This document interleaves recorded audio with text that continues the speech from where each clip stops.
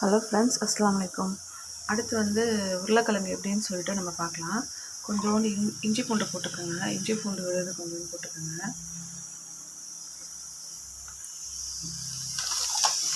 அப்புறம் சிக்கன் 65 கூட கொஞ்சம் போட்டுக்கோங்க.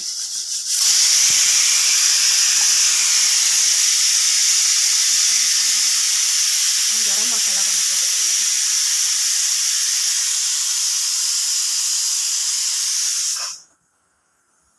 உப்பு கொஞ்சம் போட்டுக்கோங்க. இதெல்லாம் போட்டு நல்லா மிக்ஸ் பண்ணிக்கோங்க. கொஞ்சம் அரிசி மாவு கொஞ்சம் போட்டு நல்லா மிக்ஸ் பண்ணி வச்சுக்கோங்க. நல்லா மிக்ஸ் பண்ணி ஊற வச்சுக்கணும். ஒரு 10 மினிட்ஸில் 5 மினிட்ஸ் கழித்து அழகாக பொரித்து பசங்களுக்கு கொடுத்தா நல்லா சாப்பிடுவாங்க. நல்லா அழகாக கலர்ஃபுல்லாக வந்துட்டு பாருங்கள். அவங்க நம்ம ரெடி பண்ண பார்த்தீங்களா, அந்த பீட்ரூட் போட்டு பருப்பு அவங்க ரெடி ஆகிட்டுருக்காங்க. அதே சவுண்டு போட்டுகிட்டே இருக்காங்க. அவங்க ஆஃப் பண்ணிவிட்டு வந்துடலாமா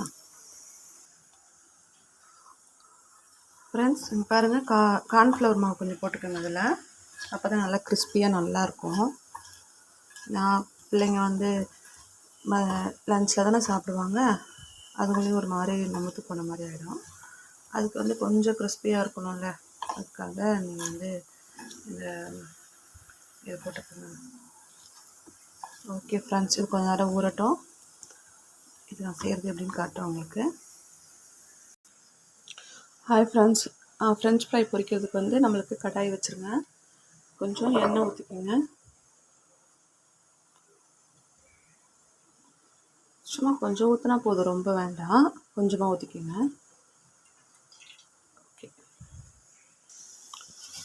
ஃப்ரெண்ட்ஸ், கருவேப்பிலை வந்து நம்ம நினைக்கிறோம் கருவேப்பிலை வந்து சும்மா லைட்டாக கழுவி போட்டால் போதும்.